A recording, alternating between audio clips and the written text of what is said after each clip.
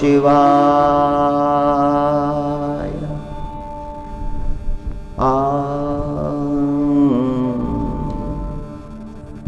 सर्वाधिपत्यं गभीरं समीरे सत्यं चिदानन्दमय स्वरूपम् सत्यं शिवं शान्तिमयं शरण्यं सनातनं भजामि। सबके स्वामी रणांगणे पराक्रमा शिरोमणि कल्याणमूर्ति उदार कीर्ति शांति सागर भक्तानां परम गति शरणागत वत्सल दिव्य शक्ति जगत अधिपति रघुनंदन। कुमार कल्पामध्ये प्रगट झालेले सनकादि मुनीश्वर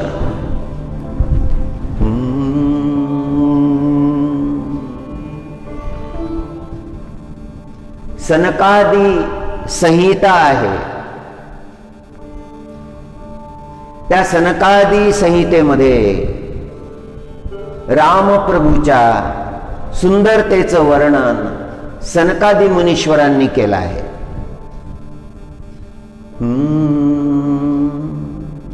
सगळ्या जगताचे जे अधिपती आहेत परमात्मा रामप्रभूची स्तुती आहे, रामप्रभूचं गुणगान आहे। परमात्म्याने आपल्याला वाणी दिली आहे ते भगवत गुणगान करण्यासाठी। त्या वाणीनं भगवंताचं चिंतन केलं, गुणगान केलं की मग ती वाणी कृतार्थ होते। सर्वाधिपत्यं गभीरं समीरे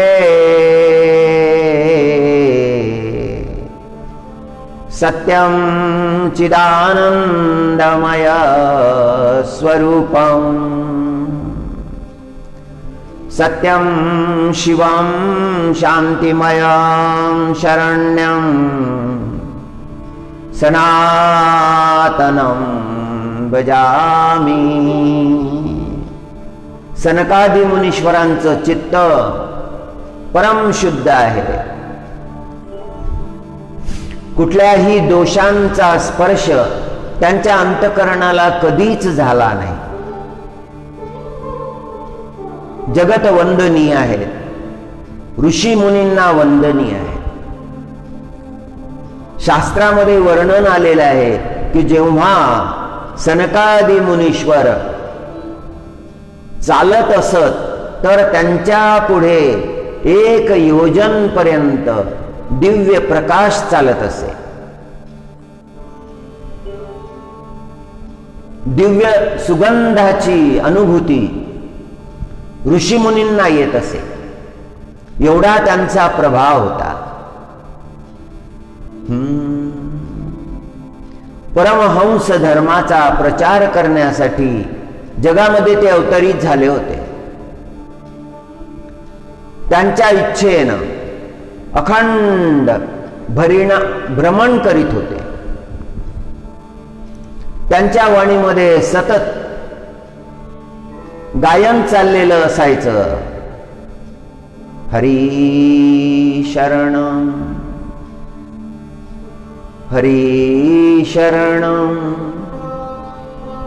हरी शरणं हरी शरणं।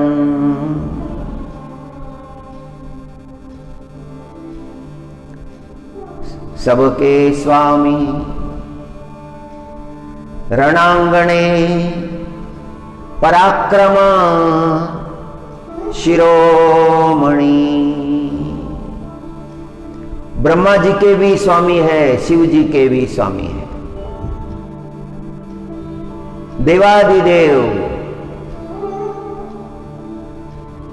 श्री राम प्रभु सबके स्वामी रणांगणे पराक्रम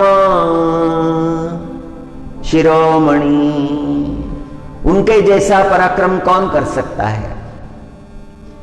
त्यांच्यासारखा पराक्रम कोण करू शकतो? कल्याण मूर्ती उदार कीर्ती, प्रभूंच्या गुणाचं गायन आहे। सबके स्वामी रणांगणे पराक्रम शिरोमणि। सत्यसंध चिदानंद कोदंड पाणी। हातामध्ये कोदंड धारण केलेला आहे, कोदंडधारी राम आहेत। दुष्ट शक्तींचा नाश करण्यासाठी तो कोदंड धारण केलेला आहे। रघुकुळामध्ये प्रगट झालेले रघुनंदन। सबके स्वामी रणांगणे पराक्रम शिरोमणि।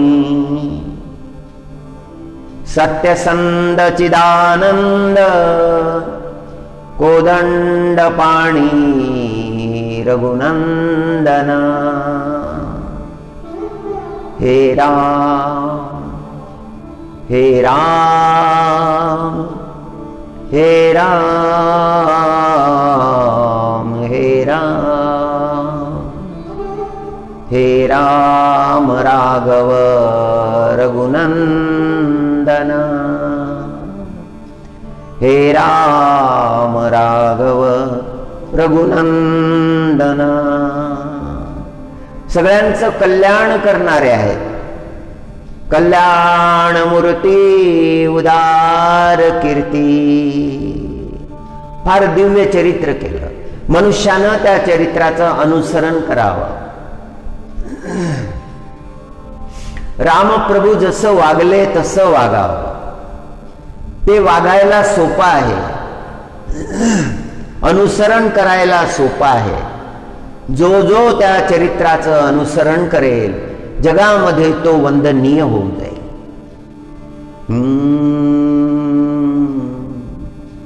कल्याण मूर्ती उदार कीर्ती। सर्वत्र रामप्रभूच्या चरित्राचा प्रकाश पडलेला आहे।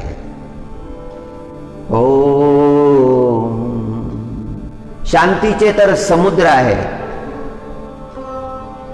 आणि भक्तांसाठी परम गती आहे, अंतिम गती। अंतिम तो राम प्राप्त करायचा, जगामध्ये राहायचं, जे जे कर्तव्य प्राप्त झालेलं आहे ते करायचं, पण शेवटी गंतव्य राम आहे।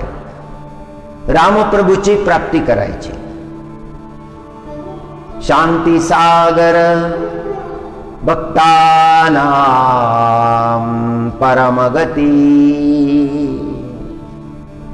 शरणागत वत्सल दिव्य शक्ती। जगत अधिपती रघुनंदन। सगळ्या जगताचे अधिपती। सनकादी मुनीश्वरांनी गुणगान केलं परमात्म्याचं। संतांनी जे केलं आहे ते जगाला सांगितलं। मनुष्यानं सुद्धा रामप्रभूचं चिंतन करावं, रामप्रभूच्या चरित्राचं चिंतन करावं, आपल्या स्वतःच्या जीवनाचं चिंतन करावं। मी रामप्रभूच्या जीवनाचं अनुसरण करावं, त्यांनी जे आदर्श प्रस्थापित केलेले आहेत तसं मी जगावं, तसं मी वागावं, तसं मी बोलावं, तसं मी चालावं, हा संकल्प मनुष्यानं केला पाहिजे। अगदी तरुण वयात केला पाहिजे आणि दररोज ब्रह्ममुहूर्तामध्ये काही क्षण रामचिंतनामध्ये घालवायचे, ध्यान करायचं, प्रभूचं ध्यान करायचं, प्रभूचं चिंतन करायचं.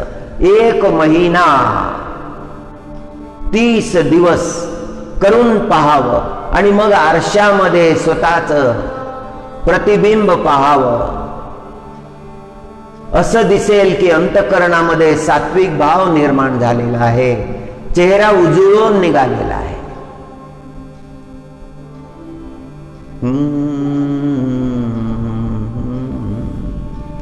चेहऱ्यावर भौतिक भाव प्रगट होतात.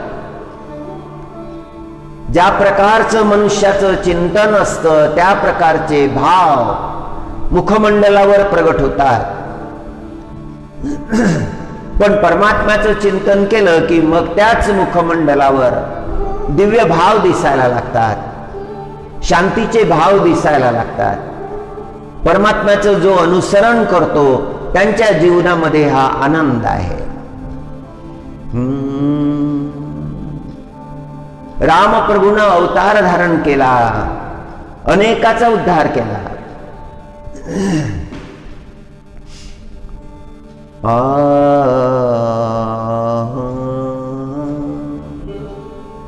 जटायू सारखा पक्षी, गिधाड, ज्यांचं भक्ष्य काय आहे, भूमीवर सडलेल्या जीवांचं जे शेष आहे ते तो ग्रहण करतो. फार दुर्गंधित आहे, अपवित्र आहे. त्या अपवित्राचं सेवन करणारा हा जटायू परमात्म्याला किती प्रिय झाला. दशरथजी महाराजांनी जेव्हा देहत्याग केला तेव्हा रामप्रभू जवळ नव्हते. रामप्रभूचं चिंतन करत करत, नाम घेत घेत दशरथजी महाराजांनी देहत्याग केला आणि प्रभू त्यावेळेला जवळ नव्हते. दशरथजी महाराजांचं दुःख वर्णन करता येत नाही.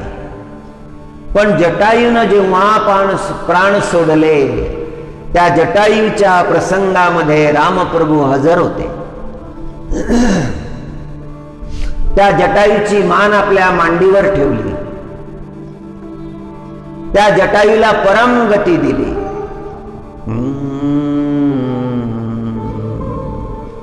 मिथिला देशामध्ये जीवंती नावाची गणिका होती.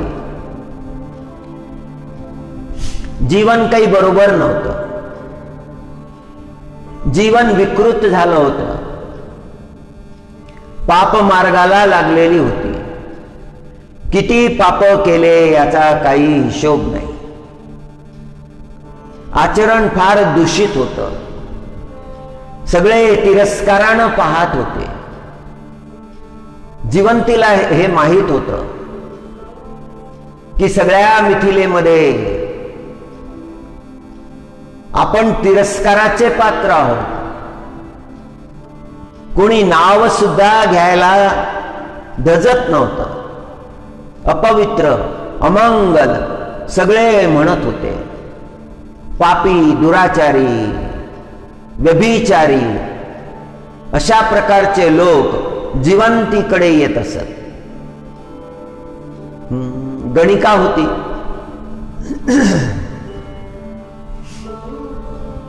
आणि एक दिवस मार्गाने जात असताना एका मंदिराच्या जवळ 2 क्षण थांबली.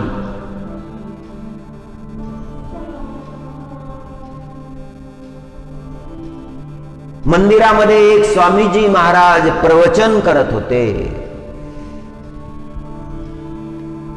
आणि महाराजजी सांगत होते की दृढ विश्वासानं जो जीव परमात्म्याच्या नामाचं गायन करतो, परमात्म्याचं स्मरण करतो,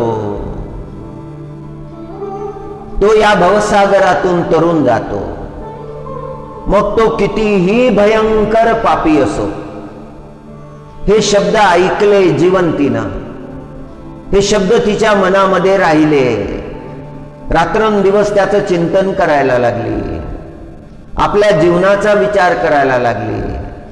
स्वतःच्या जीवनाचा तिरस्कार वाटायला लागला की आपण हे आपल्या जीवनाचं काय केलं, केवढं पाप केलं, केवढे पाप कर्म अंगीकारिले, आता आपली काय गती होईल. आपण भगवंताला शरण गेलो नाही, त्या भगवंताचं नाम घेतलं नाही. मनामध्ये एवढा पश्चाताप झाला, स्वतःच्या जीवनाची घृणा वाटायला लागली. जिवंतीला छंद लागला की आतापर्यंत बिघडलेलं आहे, पण पुढचं तरी बिघडू द्यायचं नाही. जेवढं जमलं तेवढं साध्य करावं. आतापर्यंत भक्ती करता नाही आली, परमात्म्याचं नाम घेता नाही आलं. पश्चाताप करण्यापेक्षा ताबडतोब त्वरित परमार्थ मार्गाला लागावं, भगवन नाम घ्यावं. जिवंती नाम घ्यायला लागली. नामाची गोडी तिच्या अंतकरणामध्ये लागली. रात्रंदिवस अखंड नामचिंतन व्हायला लागलं. एक पोपट तिनं पाळला, त्या पोपटाला ती नाम शिकवायला लागली.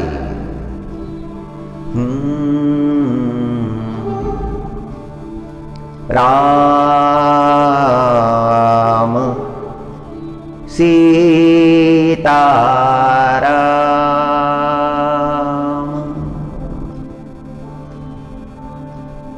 कथम शुक सीताराम. त्या पोपटाला शिकवायला लागली, हे शुक, कथम शुक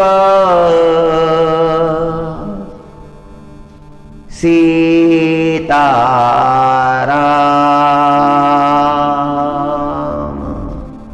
राम प्रभूचं नाम जे मांगल्याचं धाम आहे. रात्रंदिवस एकच छंद, हे राम सीताराम कथम शुक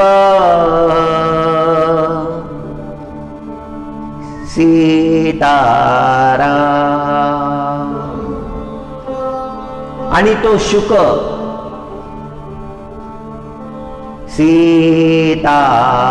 सीताराम म्हणायला लागला.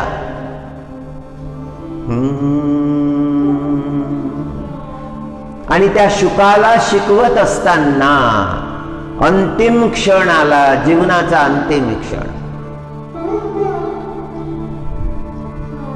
जिवंतीनं देह ठेवला, तिच्यासाठी विमान आलं, सत्यलोकाची प्राप्ती झाली, तिला ब्रह्मलोक मिळाला.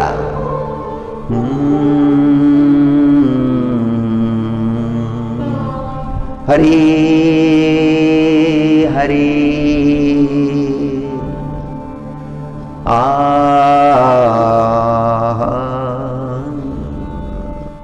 परमार्थ जीवनाचा सुगंध आहे. परमार्थ केला पाहिजे. तो परमार्थाचा सुगंध जीवनामध्ये धारण केला पाहिजे. तो परमार्थाचा सुगंध म्हणजे जीवनाचं भूषण आहे. सुगंधे महिमान, सुगंधे महिमान जगी मान्यता पावले चंदन. सुगंधाचं महिमान आहे. चंदनाच्या ठिकाणी तो सुगंध आहे म्हणून जगामध्ये चंदनाला मान्यता मिळाली. सुगंधे महिमान जगी मान्यता पावले चंदन.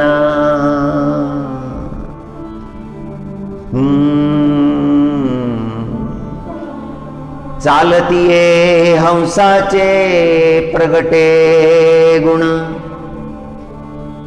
जगा वेदवी कोकिळ गायन. सगळ्या जगाला कोकिळेचं गायन आवडतं. हंसाचं चालणं, त्या चालण्यानं तो हंस शुभीवंत झाला. हंसाचे चालणे, चंदनाचे सुगंधने,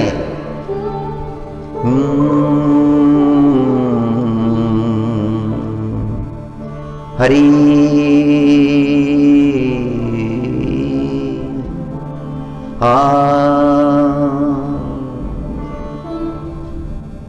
म्हणून मनुष्यानं जीवनामध्ये परमार्थ केला पाहिजे.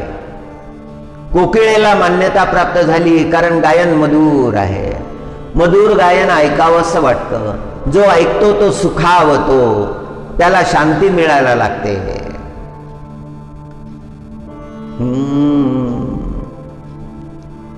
परमात्मा प्राप्त करण्याची जिज्ञासा केली पाहिजे. अथातो ब्रह्मजिज्ञासा पहावया ब्रह्मपूर्ण, आधी सांडावे अवगुण. आपल्या अंतःकरणामध्ये पाहावं. आपल्या अंतःकरणामध्ये जे जे अवगुण आहेत ते सोडून द्यावे.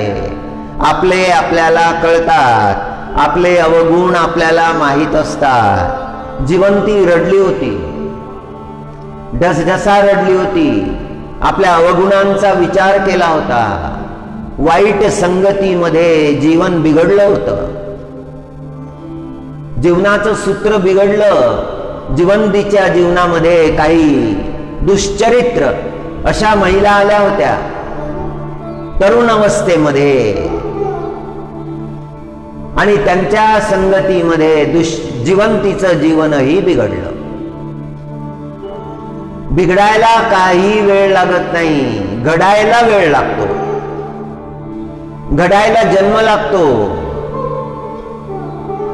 बिघडायला काही लागत नाही. कुसंगती प्राप्त झाली की मग जीव लवकर बिघडतो. कुसंगतीला स्थान जीवनामध्ये असू नये. जिवंतीच्या जीवनामध्ये एवढे भयंकर प्रसंग उद्भवले, चरित्र नाश करून घेतला, भयंकर पाप केले. याला कारण झाला कुसंग. मनुष्याच्या जीवनामध्येही मनुष्यानं सावध असलं पाहिजे, दक्ष असलं पाहिजे, सत्संगच प्राप्त केला पाहिजे.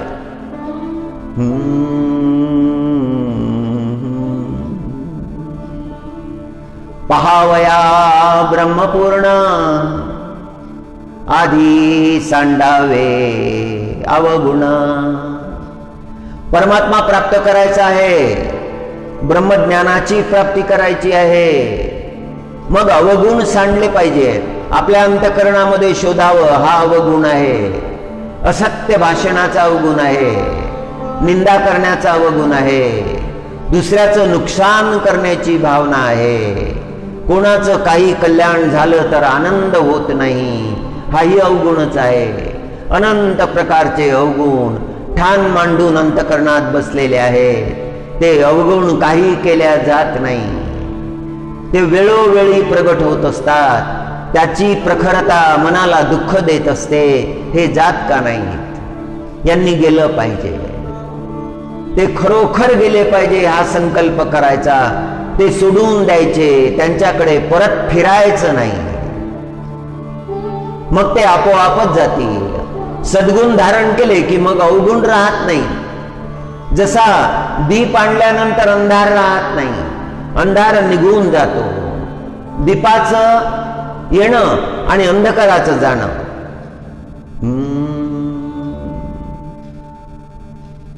हे फार सोपं आहे, पण अंतःकरणामध्ये अनंत काळापासून राहत असलेले दुर्गुण हे लवकर जात नाही. आणि जोपर्यंत ते दुर्गुण आहेत तोपर्यंत जीव परमार्थ प्राप्तीला योग्य होत नाही. त्याच्यावर परमात्म्याची कृपा होत नाही. म्हणून महाराज म्हणतात, पहावया ब्रह्मपूर्ण, आधी सोडावे अवगुण. फार सोपं आहे समजायला, पण आचरणाला सोपं नाही, आचरणाला कठीण आहे. ज्याला सवय लागली आहे असत्य भाषणाची, निंदा करण्याची, चुगली करण्याची, त्याला शांती मिळतच नाही. ते कर्म त्याला सोडत नाही, त्याच्या हातून तेवढं पाप करून घेतातच. त्यांनी स्वतः जर संकल्प केला की अशा प्रकारचं घोर कर्म मी आता करणार नाही, आणि त्या संकल्पावर तो दृढ राहिला, तर मग त्याचं कल्याण होतं. शास्त्र पुराणामध्ये असे प्रसंग आहेत. आपलं अंतर मन शुद्ध करायचं.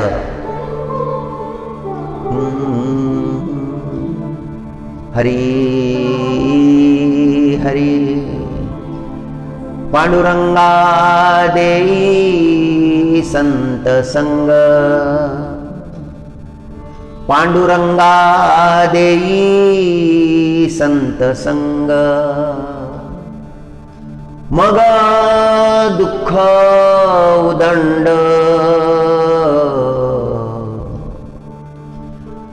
आधी संत संग दे पांडुरंगा, आणि मग या भौतिक जीवनामध्ये जे काही दुःख उदंड दुःख दिले तरीही मी तक्रार करणार नाही. पण संत संग जरूर दे. संत संग मागतात महाराज. ब्रह्मपूर्ण पाहायचं असेल तर अवगुण सोडावे लागतील.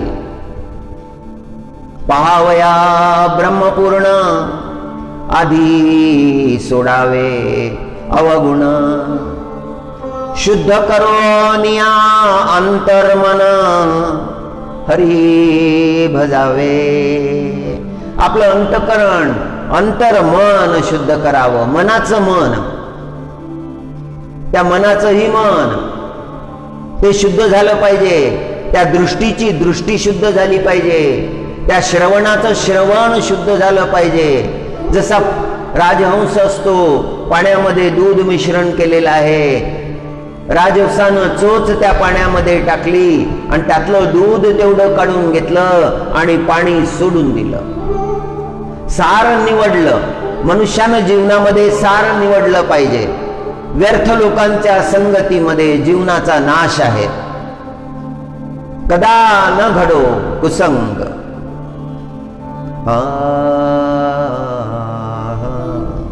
वृंदावन धामची घटना आहे. वृंदावन धाम मध्ये घटलेली घटना आहे.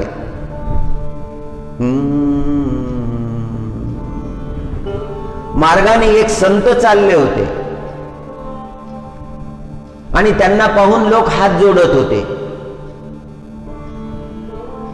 एका भक्तानं विचारलं की आप कौन है?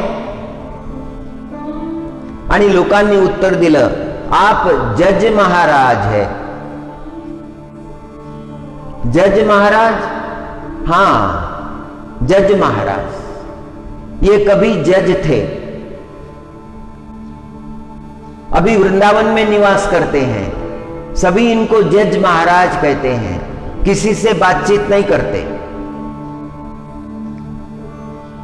बांके बिहारी के मंदिर के सामने जाकर बैठ जाते हैं. वहां की थोड़ी सी धूल अपने माथे चढ़ा लेते हैं और नाम लेते बैठते हैं. अब दूसरा कोई काम करते ही नहीं. गोविंद गोविंद गोविंद गोविंद लागलिया मना छंद. गोविंद नामाचा छंद त्यांना लागलेला आहे, त्या संताला लागलेला आहे. सगळे त्यांना ओळखतात, सगळे त्यांना वंदन करतात. परमात्म्याचा साक्षात्कार झाल्यानंतर त्यांना वैराग्य प्राप्त झालं. सरकारी सेवेमध्ये होते, जज होते. हो, प्रसंग असा घडला की केवट राहत होता एका गावामध्ये. त्याला 2 पुत्र होते, एक कन्या होती. पुत्र मोठे झाले, कन्या ही विवाहाच्या योग्य झाली. तो केवट जो होता तो परमात्म्याचा भक्त होता. अखंड त्याच्या वाणीमध्ये परमात्म्याचं नाम असायचं. हे गोविंद, हे गोविंद, हे गोविंद,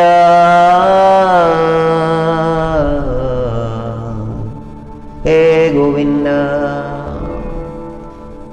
परमात्म्याचं नाम घेत घेत तो आपलं कर्तव्य करायचा.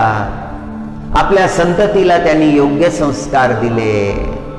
एक दिवस मुलं आले आणि मुलं म्हणाले, बाबा आता आमच्या बहिणीचा विवाह करायची वेळ आली. केवट म्हणाला, होय करायचा तर आहे विवाह, वर शोधावा लागेल.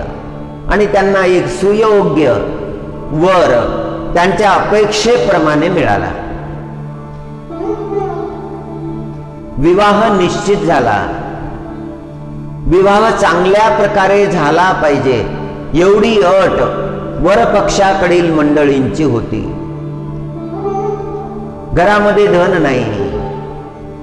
आता काय करावं हा मोठा प्रश्न पडला.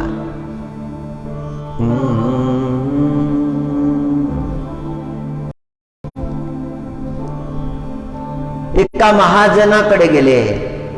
त्यांना विनंती केली की समोर कर्तव्य आहे, कन्येचा विवाह करायचा आहे, सुयोग्य वरही मिळालेला आहे, पण धन नाही, धनाची आवश्यकता आहे. माझ्याजवळ केवळ घर आहे. आणि त्या महाजनानं मान्य केलं, ठीक आहे, तुमचं घर लिहून घेतो आणि तुम्हाला धन देतो. ते धन तुम्ही पूर्ण केल्यास तुमचं घर तुम्हाला परत. आणि मग त्या केवटानं आपलं घर लिहून दिलं. 200 रुपयासारखी रक्कम प्राप्त केली. 200 रुपये त्या काळी फार मोठी रक्कम होती. आणि कन्येचा विवाह मोठ्या आनंदात केला. कन्येला विदा केलं.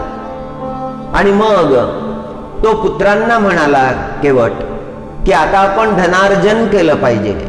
आपल्यावर कर्ज आहे, ते कर्ज चुकतं झालं पाहिजे. आणि पुत्र धनार्जन करायला लागले. तोही धनार्जन करायला लागला. आणि जेवढं धन जमा झालं तेवढं धन महाजनला देत राहिला, देत राहिला, देत राहिला. सगळं धन चुकतं केलं. आता काही देणं बाकी राहिलं नाही. पण त्या महाजनाच्या अंतःकरणामध्ये लोभ प्रगट झाला. त्याला असं वाटलं की हे घर जाऊ द्यायचं नाही. आणि एक दिवस केवट गेला, कागदपत्र मागू लागला की आपलं देणं देऊन झालं आहे, आता ते कागदपत्र आम्हाला देण्यात यावे. आणि महाजन म्हणाले की कधी दिलं धन, कधी चुकतं केलं, घेऊन गेल्यानंतर आज भेट झाली आहे, तुम्ही तर काही परतच केलं नाही. केवट रडायला लागला की असं कसं बोलता, आपल्याला चांगलं आठवतं की मी धन परत केलेलं आहे, पण जेव्हा नियत बदलते तेव्हा असत्य भाषण तो मनुष्य करतो. महाजननी साफ नकार दिला. प्रकरण कोर्टात गेलं. केवट कोर्टामध्ये हजर झाला. जज साहेबांनी विचारलं, तुम्ही यांच्याकडून धन घेतलं होतं का? कबूल केलं. घेतलं होतं महाराज. मी आणि माझ्या पुत्रांनी परिश्रम केले, धन कमवलं, आणि थोडं थोडं त्यांना देत राहिलो आणि करता करता सगळं देऊन झालं. माझे कागदपत्र मागायला गेलो तेव्हा यांनी साफ नकार दिला की मी धन दिलंच नाही. पण साहेब, मी सत्य सांगतो, मी धन दिलेलं आहे. तुमची कोणी साक्ष आहे का? तुम्ही धन दिलं आहे याचं साक्षी कोणी आहे का? आता विचारात पडले, केवट विचारात पडले. आता काय सांगावं, कोणाचं नाव सांगावं? कोणाच्या समोर हे कृत्य केलेलं नाही, पण माझे परमात्मा, माझे बांके बिहारी कृष्ण कन्हैया यांना माहित आहे. यांच्यापासून काहीही लपलेलं नाही. त्या परमात्म्याची दृष्टी सर्वत्र आहे, सगळ्या ठिकाणी आहे. काहीही त्या परमात्म्यापासून लपलेलं नाही. आणि केवट म्हणाला, होय, आहेत माझे साक्षी. माझे साक्षी आहेत बांके बिहारी. बांके बिहारीजीचं नाव ऐकता बरोबर कोर्टामध्ये जी मंडळी होती त्यांना हसू यायला लागलं. जज साहेबांनी विचारलं, ते येतील का साक्ष द्यायला?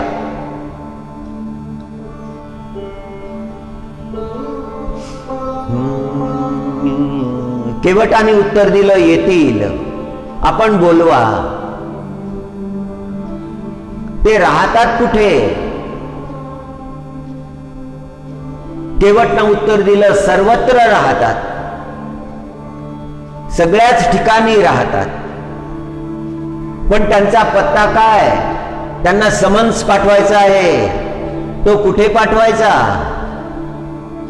आपण पाठवा साहेब, त्यांना मिळेल आणि ते येतील आणि साक्ष देतील.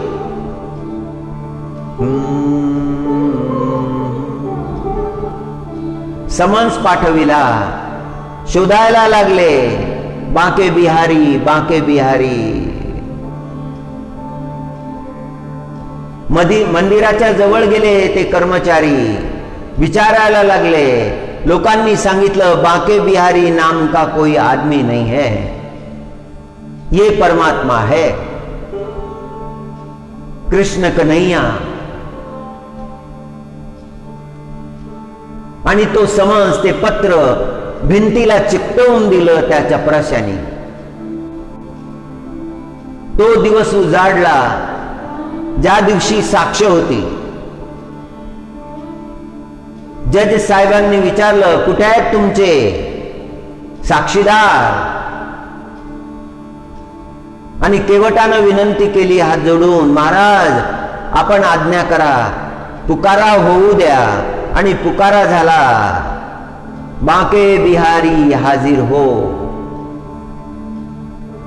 आणि जेव्हा हा पुकारा व्हायला लागला, एक वृद्ध गृहस्थ कोर्टामध्ये प्रविष्ट झाले. हातामध्ये काठी आहे, अंग थरथरत आहे, म्हातारं शरीर आहे, अंगावर जीर्ण वस्त्र आहेत, मस्तकावरची जी पगडी आहे ती सुद्धा फाटलेली आहे. कोर्टामध्ये हाजीर झाले. जज साहेबांनी विचारलं, तुम्हीच का बांके बिहारी? आणि त्यांनी उत्तर दिलं, होय, मीच बांके बिहारी. तुम्हाला हे माहित आहे का की या केवटानं कर्ज घेतलेली रक्कम परत केली? बांके बिहारीनं ग्वाही दिली, साक्ष दिली, होय महाराज, सगळी रक्कम परत केलेली आहे. हे जे महाजन आहेत हे असत्य बोलत आहेत. आणि याची साक्ष मी देत आहे. आपल्याला सत्य जर जाणून घ्यायचं असेल तर आत्ताच आपले कर्मचारी याच्या घरी पाठवावे. याच्या वही खात्यामध्ये अगदी वरच्या खाण्यामध्ये जे वही खात्याचं रजिस्टर आहे ते मागवून घ्यावं. त्यामध्ये सगळ्या नोंदी आहेत, पावती सुद्धा लिहून ठेवलेली आहे. ती वाचल्यानंतर आपल्या लक्षात येईल आणि याला इथेच ठेवावं. महाजनाला तिथेच थांबवण्यात आलं. कर्मचारी गेले, केवटानं सांगितलं होतं त्याप्रमाणे ते रजिस्टर मिळालं. ते रजिस्टर घेऊन आले. जज साहेबांना ते रजिस्टर दिलं. जज साहेबांनी पाहिलं, त्यामध्ये पावती मिळाली, सगळ्या नोंदी मिळाल्या. केवटानं घेतलेलं धन पूर्णपणे व्याजासहित चुकतं झालेलं होतं.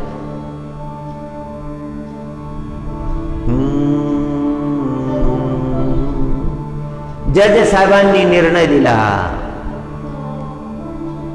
महाजनानं धोकेबाजी केलेली आहे, त्यांच्यावर गुन्हा दाखल करण्यात यावा.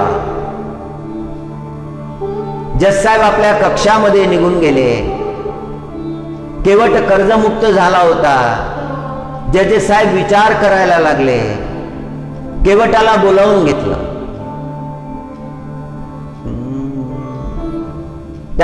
त्यांच्या कक्षामध्ये केवटाला बोलावून घेतलं आणि विचारायला लागले की तो म्हातारा कुठे आहे. आणि केवटच्या डोळ्यामधून अश्रू व्हायला लागले. हे जज साहेब, ते तर साक्षात परमात्मा होते, माझ्या रक्षणासाठी आले होते, साक्ष देण्यासाठी आले होते. हे शब्द ऐकता बरोबर जज साहेबांना वैराग्य प्राप्त झालं. भक्ताच्या रक्षणासाठी तो परमात्मा धावून आला आणि त्याच क्षणी जज साहेबांनी आपल्या पदाचा त्याग केला आणि वृंदावनच्या भूमीमध्ये ते निवास करायला लागले.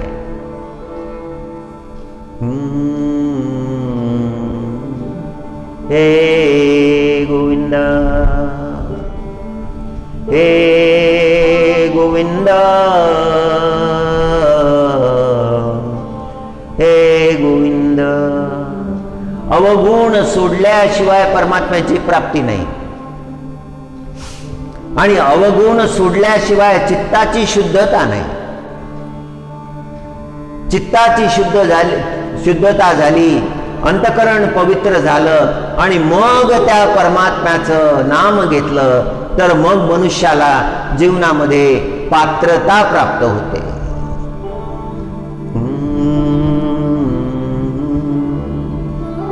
हरी पुलस्त्य ऋषीने संहितेमध्ये म्हटलं आहे, यस्य हस्ते यस्य हस्तो च पादो च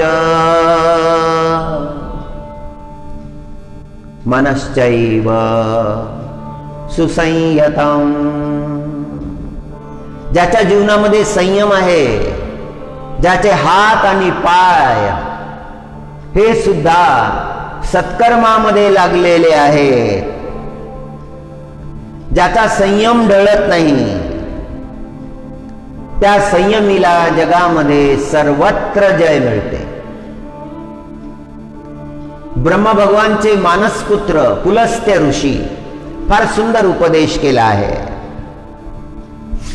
एका शिष्यानं विचारलं की तीर्थ सेवनाचा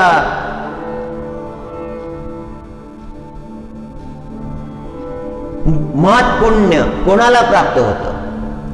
तीर्थ सेवन करणारे जातात, तीर्थाला निवास करतात, स्नान करतात, जप तप करतात, पण त्याचं जे पुण्य आहे ते कोणाला प्राप्त होतं. आणि पुलस्त्य ऋषींनी फार सुंदर उत्तर दिलं. ज्ञान प्राप्त केलं पाहिजे. ज्ञान फार खोल आहे, ज्ञानाची गती गहन आहे, ती गहनता जाणून घेतली पाहिजे. त्याच्यामध्ये फार आनंद आहे. मागे होऊन गेलेले संत महात्मे ऋषी मुनी यांनी त्याचा अंगीकार केला होता. हे त्याप्रमाणे जगले होते.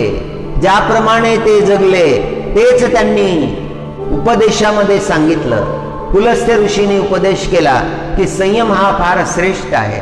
मनुष्यानं जीवनामध्ये संयम धारण केला पाहिजे. संयमीचे व्रत सफल होतात, संयमीचे तीर्थ सफल होतात. संयमीचं ज्ञान हे कायम राहतं, ते ढळत नाही. संयमीच्या जीवनामध्ये आपोआपच परमात्म्याच्या कृपेचा प्रकाश येतो. प्राप्त केलेलं ज्ञान अंगीकृत करायचं, तसं वागायचं, त्याच्या अनुसार जगायचं, ज्ञानाचं अनुसरण करायचं.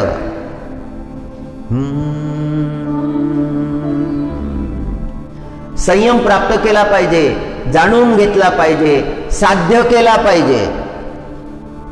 मग असा भक्त जो आहे, जो संयमी आहे, त्याला ज्ञानाची प्राप्ती होते, त्याची तपश्चर्या सफल होते, तो भक्त होतो. वैराग्याची प्राप्ती होते, ते वैराग्य उत्तरोत्तर वाढत जातं. सगळं चराचर त्याची वंदना करायला लागतं. आणि असेच प्रखर वैष्णवाचार्य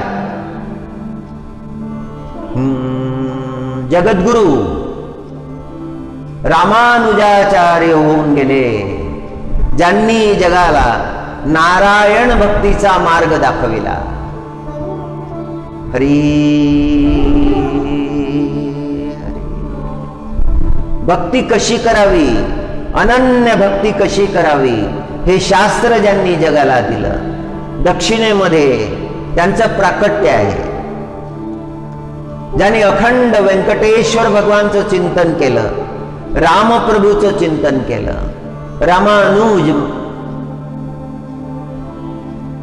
विना व्यंकटेशं ननाथो ननाथो, सदा व्यंकटेशं स्मरामि स्मरामि. हरे व्यंकटेश प्रसीद प्रसीद, प्रियं वेंकटेश प्रयच्छ प्रयच्छ. अहं दूरतस्ते पदाम्भोजयुग्मं, प्रणामेच्छ यागत्य सेवां करोमि. सकृत्सेवया नित्यसेवा फलं त्वं प्रयच्छ प्रयच्छ प्रभो व्यंकटेश. परमात्म्याची सेवा केल्यानंतर परमात्म्याची प्राप्ती आहे. आणि परमात्माच नाथ आहे. परमात्म्याला सोडून मग दुसरं काही नाही.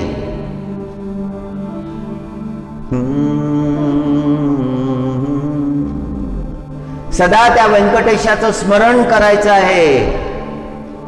सदा त्या व्यंकटेशाचं स्मरण करावं. तेच राम आहे, तेच कृष्ण आहे, तेच विठ्ठल आहे. विना व्यंकटेशं ननाथो ननाथ.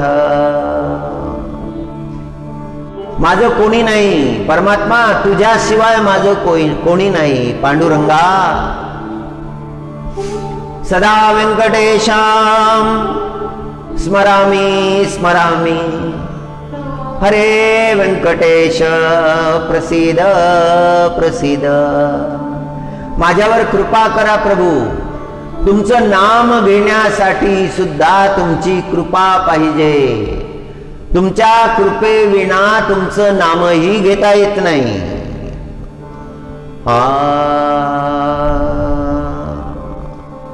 वैष्णवाचार्य भरतखंडामध्ये झालेल्या संतांमध्ये फार मोठं स्थान आहे, फार दिव्य स्थान आहे.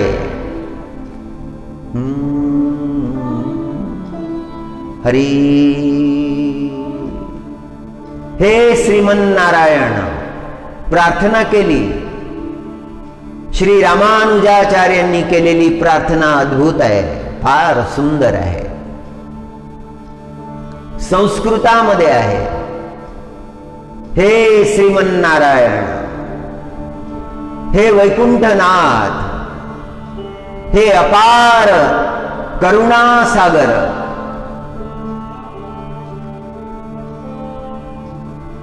हे ऐश्वर्य सौंदर्याचे धाम, हे शरणागत वत्सल प्रभू, मी आपली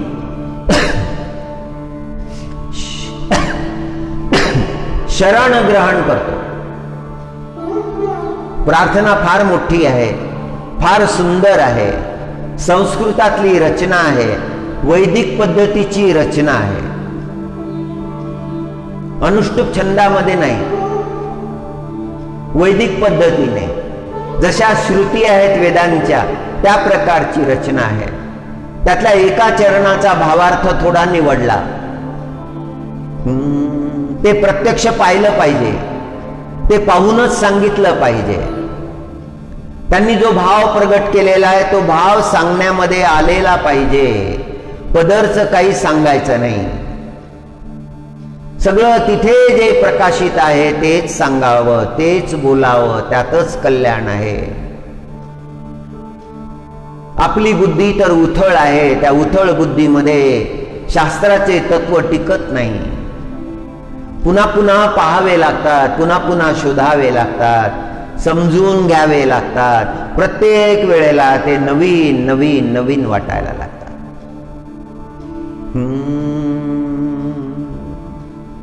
हरी हरी.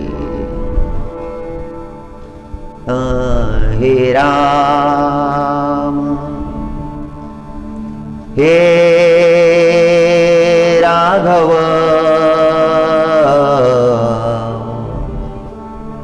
हे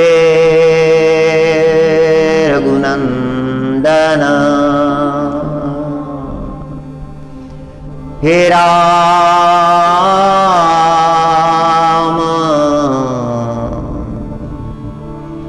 हे राघव हे रघुनंदन.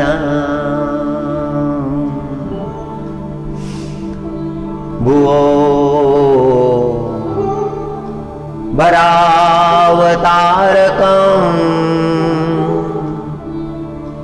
भवाब्धि कर्णधारकम् यशोमती किशोरकम् नमामि चित्त चोरकम् दृगन्तकान्तभङ्गिनम् सदा सदालसङ्गिनम् दिने दिने नवं नवं नमामि नन्दसंभवम्. जगद्गुरु शंकराचार्यजी महाराजांनी श्रीकृष्ण परमात्म्याच्या सुंदरतेचं वर्णन केलं की प्रत्येक क्षणी नवीन आहेत. दिने दिने नवम नवम. दररोज पाहावं नवीन आहे, अंतकरण भरत नाही. आणि त्या नंदलालला, त्या नंद संभवाला जगद्गुरु शंकराचार्यजी महाराज वंदन करतात. आचार्यांची वाणी फार श्रेष्ठ आहे, फार मधुर आहे, अंतकरणाला स्पर्श करणारी आहे. आणि वैष्णवाचार्य जगद्गुरु रामानुजाचार्यजी महाराज प्रार्थना करतात. हे मन्नारायण वैकुंठनाथ, अपार करुणा सागर, ऐश्वर्य सौंदर्य धाम, शरणागत वत्सल प्रभू, आलो तुम्हा शरण. परमात्म्याच्या चरणी शरणागती. द्वारिकानाथ भगवान की जय.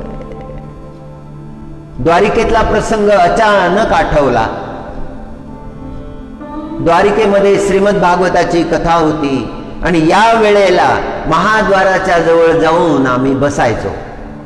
सगळी भक्त मंडळी बसायची त्या पायऱ्यांवर. गोमतीचं स्नान करून आले की तिथे बसायचं. तिथे मग कृष्ण नामाचा जप करायचा. ज्याला जसं जमेल. कोणी विष्णू सहस्रनामचा पाठ करायचा आणि द्वार उघडलं की मग लगबग व्हायची. द्वारकाधीश प्रभूचं दर्शन व्हायचं, मंगलेचं दर्शन. सुंदर मंगलेचं ते स्वरूप. अनंत दीप ज्योती उजळलेल्या आहेत आणि त्या दीप प्रकाशामध्ये द्वारकाधीश प्रभूला स्नान दिलं जात आहे.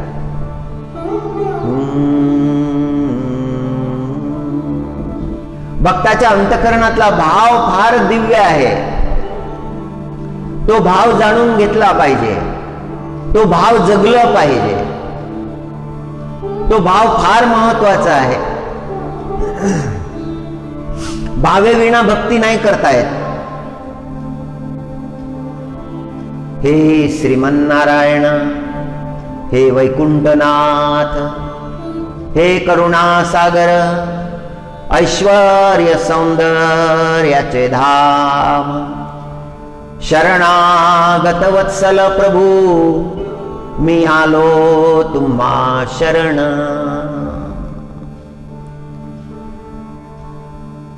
त्रिचीच्या जवळ त्रिचिरापल्ली, दक्षिण भारतामध्ये कावेरी नदीच्या किनारी एक तीर्थ आहे. फार प्रसिद्ध तीर्थ आहे. फार मोठं तीर्थ आहे. श्रीरंगम, जिथे नारायण भगवान रंगनाथाच्या स्वरूपात आहेत. हे विठ्ठल भगवानच आहेत. त्रिचिरापल्लीला, श्रीरंगमला ते रंगनाथ झालेले आहेत. आणि तिथे जो विग्रह आहे तिथे शयन करणारी मूर्ती आहे प्रभूची. त्या शयन करणाऱ्या स्वरूपाचं दर्शन आहे.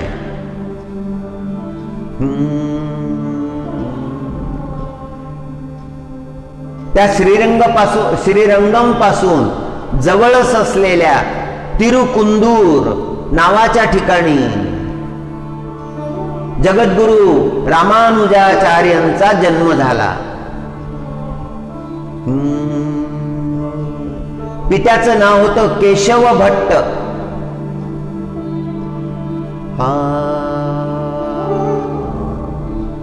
लवकरच पित्याचा मृत्यू झाला.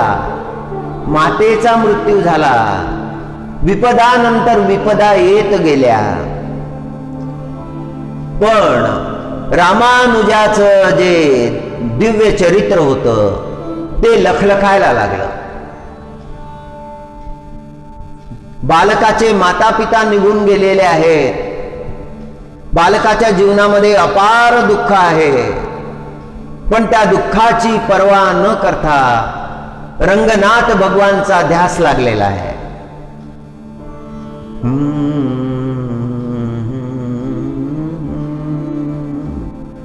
श्रीरंगनाथ, श्रीरंगनाथ, माझा असता श्रीरंगनाथ, मग मी कैसा अनाथ, माझा असे श्रीरंगनाथ. ऐकलेले मंत्र ताबडतोब पाठवायचे. मंत्रोच्चार होत असे. संस्कृत मध्ये मंत्रोच्चार, वेद मंत्र ते ऐकता बरोबर पाठ होत असत. एक दिवस एक महात्माजी मंत्रोच्चार करत होते. वेदांच्या ऋचा म्हणत होते. त्यांनी एक वेद ऋचा म्हटली आणि ते शांत होता बरोबर रामानुजांनी तीच ऋचा म्हणून दाखवली. त्या महात्माजींनी ती ऋचा ऐकली. ती ऋचा ऐकल्यानंतर ते म्हणाले, माझ्याही पेक्षा श्रेष्ठ मलाही अशी म्हणता आली नाही. माझ्या जीवनामध्ये मी वेदांचा अभ्यास 70 वर्षापर्यंत केला आहे, तरीही मला म्हणता आली नाही. आणि बालका, तू फार सुंदर पद्धतीनं म्हटली आहेस. तू इथे थांबू नये, तू कांचीला जावं. तिथे वेद विद्यालय आहे, गुरुकुल आहे. तिथे जाऊन तू वेद शास्त्र प्राप्त करावं. तुझं जीवन धन्य होईल, तुझ्या बोलण्याला अर्थ येईल. शास्त्राचा आधार जर वाणीला मिळाला तर मग वाणीमध्ये त्या शास्त्राचं वैभव प्रगट होतं, त्यातलं जे ज्ञान आहे ते प्रगट होतं. म्हणून शास्त्राचं अध्ययन हे केलंच पाहिजे, हे टाळू नये. ज्या पद्धतीनं आज्ञा केली आहे त्या पद्धतीनं केलं पाहिजे. जसे मायबाप बालकाचं रक्षण करतात, तसं शास्त्र सुद्धा शास्त्रधारकाचं रक्षण करतं. शास्त्र प्राप्त केले की जीवनाला संस्कार मिळतात आणि संस्कारांनाच जीवनाला अर्थ आहे. जर शास्त्र प्राप्त केले नाही, ज्ञान प्राप्त केले नाही तर जीवनाला अर्थ उरत नाही. मग मनुष्याचं जीवन प्राप्त झालेलं असूनही ते मनुष्याच्या जीवनासारखं होत नाही. धर्मग्रंथाचा अभ्यास केला पाहिजे, त्यांचं ज्ञान प्राप्त केलं पाहिजे, श्रवण केलं पाहिजे, मोठ्या विश्वासानं अंगीकृत केलं पाहिजे. ते शब्द ऐकले रामानुजाचार्यांनी आणि त्यांनी कांचीचा मार्ग धरला. कांचीला गेले. यादवराज नावाच्या गुरुकडे विद्या प्राप्त करायला सुरुवात केली. त्यांचं नाव होतं यादव प्रकाश, त्यांना यादवराजही म्हणत. आणि तिथे ज्ञान प्राप्त करायला सुरुवात केली. वेद मुखोद्गत व्हायला लागले. ऋग्वेद मुखोद्गत झाला, यजुर्वेद मुखोद्गत झाला, सामवेद मुखोद्गत झाला, अथर्ववेद मुखोद्गत झाला. सगळ्या शास्त्रांचं ज्ञान त्यांना प्राप्त झालं. शुद्ध मंत्राचा उच्चार करायला लागले.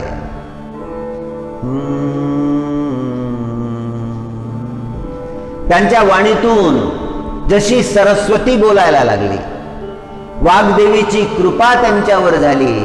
त्यांच्या वाणीचा शब्द हा ज्ञान झाला. एकदा पाठ चालला होता.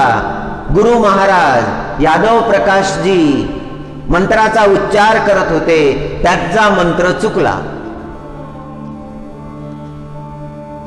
आणि रामानुज उठून उभे राहिले आणि त्यांनी गुरूंना सांगितलं की शब्दाचं उच्चारण तुम्ही केलं त्याप्रमाणे नाही, शब्दाचं उच्चारण करून दाखवलं. सगळ्या शिष्यांच्या समोर ही घटना घडली. गुरुला अपमान वाटला. आता गुरुच्या मनामध्ये भय संचार झाला. मंत्र पाठ करत असताना गुरुला असं वाटायला लागलं काही चुकेल का, काही चुकेल का, आणि दररोज मंत्र चुकायला लागले. रामानुज ते मंत्र शुद्ध करून सांगायला लागले. गुरुला फार अपमान वाटला, अस्वस्थ वाटायला लागलं की हा माझाच शिष्य आणि माझ्या चुका काढतो. ईर्ष्या निर्माण झाली. ईर्ष्या वाढत गेली आणि ईर्ष्या जर वाढली तर मग परिणाम भयंकर असतात. त्यांच्या मनामध्ये दुर्विचार आला, हा काही जाणार नाही, याला पाठवून दिलं तरी हा जाणार नाही, याची विद्या पूर्ण झालेली आहे, याला जा म्हटलं तरी हा जाणार नाही, याच्या इच्छेनंच हा जाईल. काय करावं आता, हा नको. क्षणोक्षणी रामानुजाचेच विचार, ईर्षेचेच विचार. रामानुजाचार्यजी महाराजांचे चुलत भाऊ गोविंद भट्ट हे तिथेच होते. एक दिवस यादव प्रकाशनी गोविंद भटला एकांतामध्ये बोलावून घेतलं आणि मंत्रणा केली की हा काही जात नाही आणि हा जोपर्यंत आहे तोपर्यंत मला माझं कार्य करता येत नाही. काय उपाय करावा? मनात विचार येतो की याची हत्याच करून टाकावी. गुरुच्या मनामध्ये हा भयंकर विचार आला. तू आता असं कर गोविंदा, तू याला सोबत घेऊन जा एखाद्या घनदाट अरण्यामध्ये आणि हा झोपलेला असताना याच्यावर आघात कर, हा मरायला पाहिजे.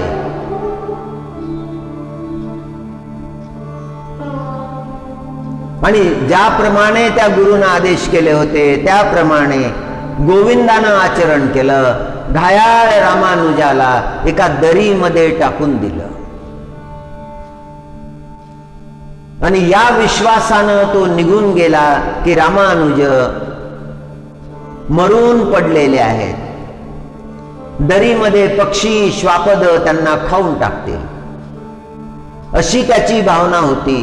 पण काही काळानंतर त्या ठिकाणी एक व्याध आला पत्नीच्या सोबत आणि त्या व्याधानं त्या दरीत पाहिलं, तिथे रामानुजाचं शरीर दिसायला लागलं. त्याच्या मनामध्ये करुणा आली आणि दोघे पती पत्नी त्या दरीमध्ये उतरले, रामानुजाला बाहेर काढलं, त्यांच्या जखमेवर औषध लावलं. रामानुज जिवंत होते. स्वस्थ झाल्यानंतर रामानुज परत आले, कांचीला परत आले. त्या गुरु समोर उभे राहिले. गुरुला सगळा प्रसंग लक्षात आला. गुरु शरणागत झाले. रामानुजा क्षमा कर. ईर्षेपोटी असं आचरण केलं होतं. फार दिव्य जीवन आहे रामानुजाचार्यजी महाराजांचं. दक्षिणमध्ये नारायणाच्या भक्तीचा प्रचार त्यांनी केला आहे. व्यंकटेश्वराचं महात्म्य त्यांनी जगाला सांगितलं आहे.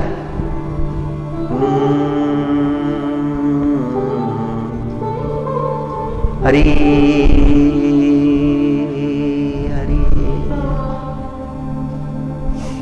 विना व्यंकटेशं न नाथो न नाथ. सदा व्यंकटेशं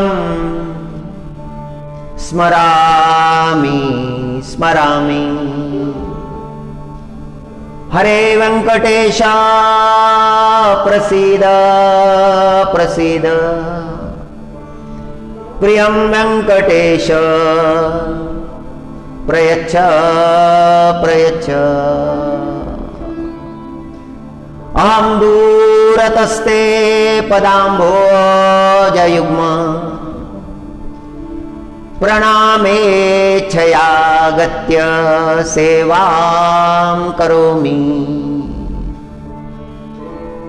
सकृत्सेवया नित्यसेवा फलं त्वं प्रयच्छ प्रयच्छ प्रभो व्यंकटेश.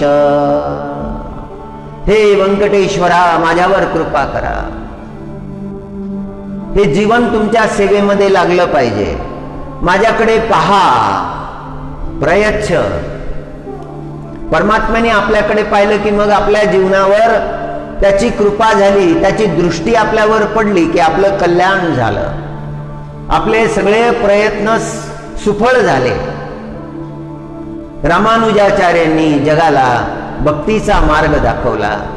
धन्य आहे ही भरतभूमी.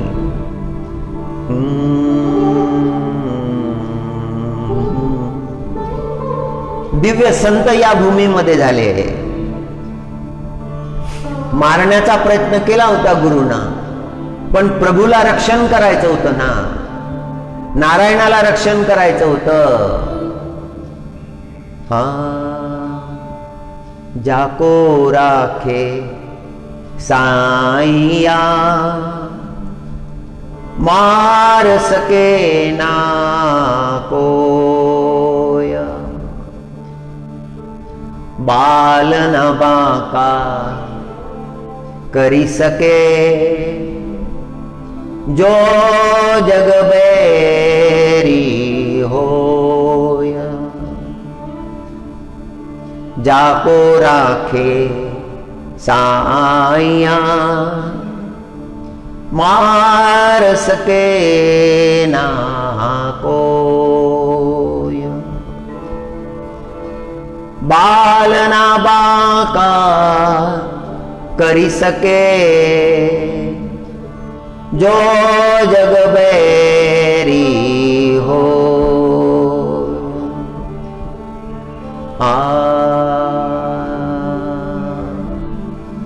रामानुज स्वामी को मारने के कई प्रयत्न हुए, लेकिन कोई उन्हें मार नहीं सका।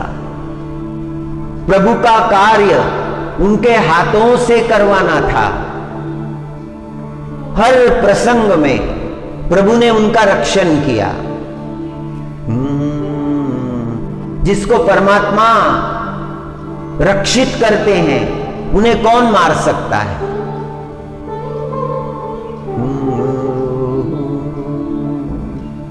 मज माझी पाहता मीची हरवले,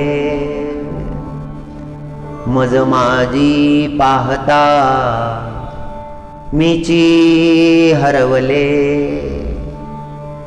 माझे सकळ मज सोडून गेले, सकळ त्रिभुवन विठ्ठले बरियले।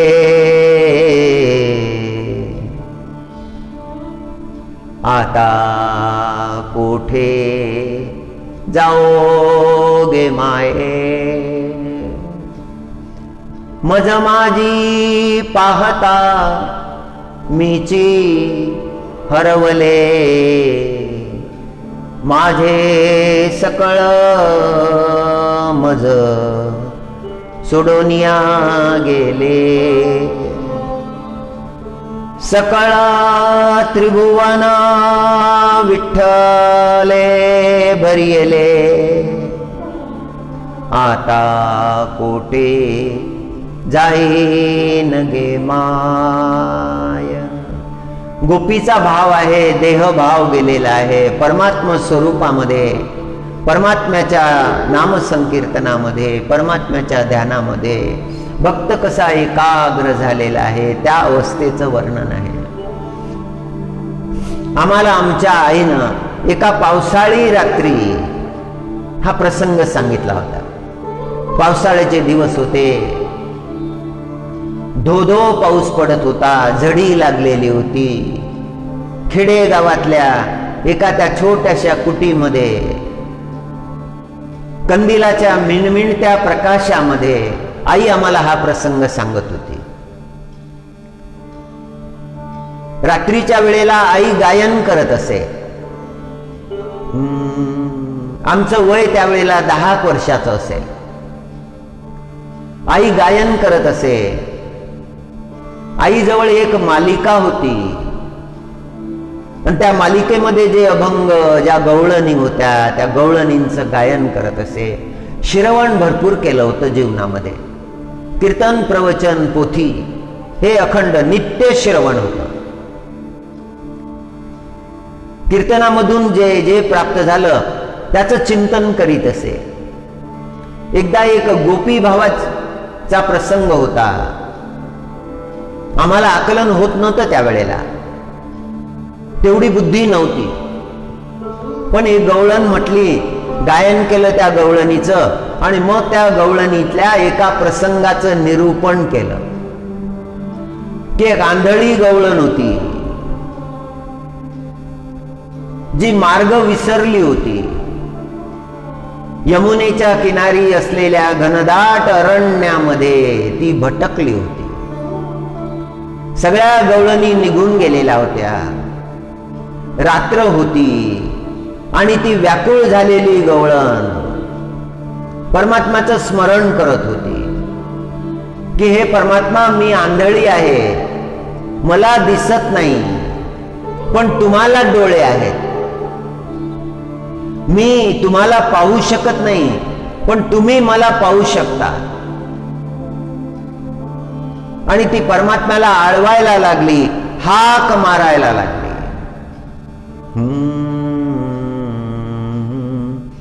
हा हा, मार्ग चुकलिये, भक्ती भूललिये,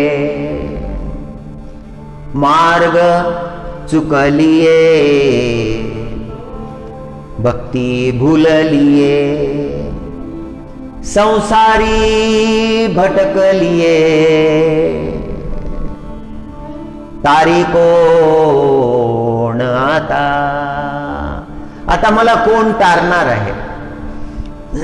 मी मार्ग चुकली, भक्तीमध्ये भुलली आणि वनामध्ये एकटीच भटकली. आता रात्र झालेली आहे, कोण मला मार्ग दाखवेल.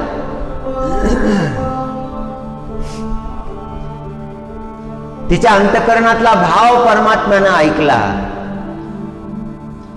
आणि त्या आंधळ्या गवळणीला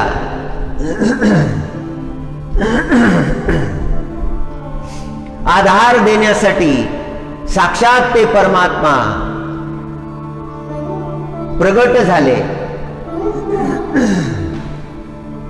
त्या गवळणीला हाक मारली,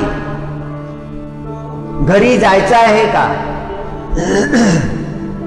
गवळण होय म्हणाली. मग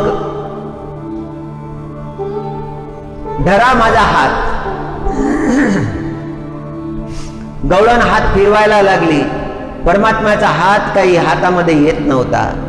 तेव्हा गवळणीनं विनंती केली, प्रभू, तुमचा हात मला दिसत नाही, पण तुम्हाला माझा हात दिसतो ना. मग आता मी नाही धरणार तुमचा हात, तुम्हीच माझा हात धरा आणि मला घरी घेऊन चला. आणि परमात्म्यानं त्या गवळणीचा हात धरला आणि त्या गवळणीला घेऊन आले. परमात्म्याचा स्पर्श त्या गवळणीला झाला आहे. तिला खूप आनंद झाला, जीवन कृतार्थ झालं. आधी असं वाटलं होतं, कोणे एकेकाळी वाटलं होतं की अंधत्व आहे, हा अभिशाप आहे, आपला जन्म या ब्रजमंडलात आहे. पण परमात्म्याचं दर्शन आपल्याला झालेलं नाही. जन्म ब्रजमंडलामध्ये झालेला असूनही आपल्याला दर्शन झालं नाही, हे दुर्भाग्य आहे. आणि आज केवढी कृपा झाली परमात्म्याची की त्या परमात्म्याने आपला हात धरला आणि तो परमात्मा आपल्याला घेऊन पुढे आला. परमात्म्यानं जर अंगीकार केला, परमात्म्यानं जर हात धरला, तर मग त्या जीवनात मध्ये केवढी मोठी श्रेष्ठता आलेली आहे. सफळ झालं ते जीवन. परमात्म्याचा स्पर्श प्राप्त व्हावा म्हणून तर व्रत आहे, म्हणून तप आहे, म्हणून अनुष्ठान आहे.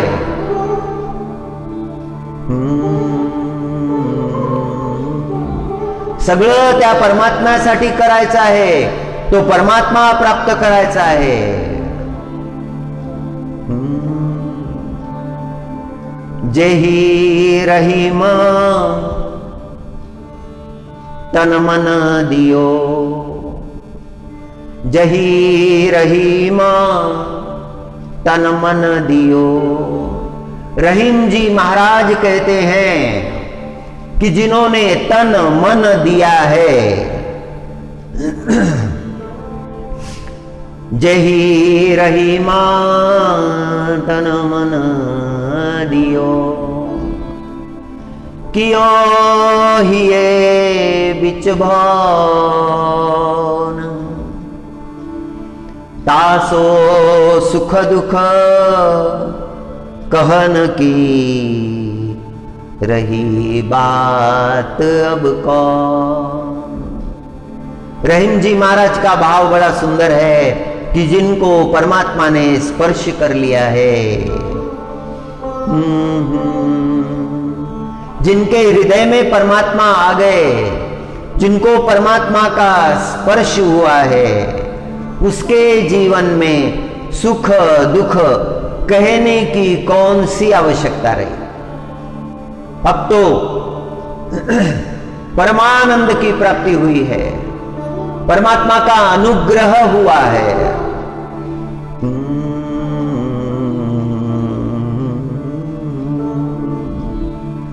हरीसी जाणोनी हरीच झाले, हरीशी जाणोनी हरीच झाले।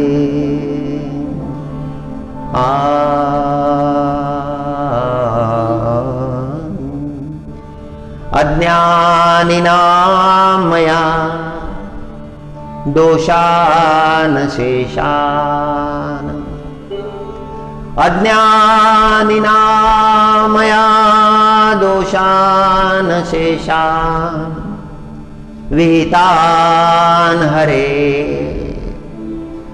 क्षमस्व त्वं क्षमस्व त्वं शेषशैलशिखामणि।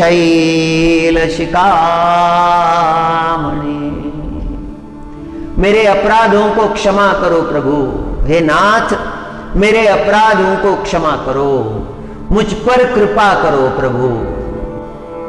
आपके सिवा मेरा दूसरा कोई नहीं है, मैं आपकी शरण आया हूं, मैं आपका ही स्मरण करता हूं। मेरी ओर निहारिए हे गोविंद, मेरी तरफ देखिए।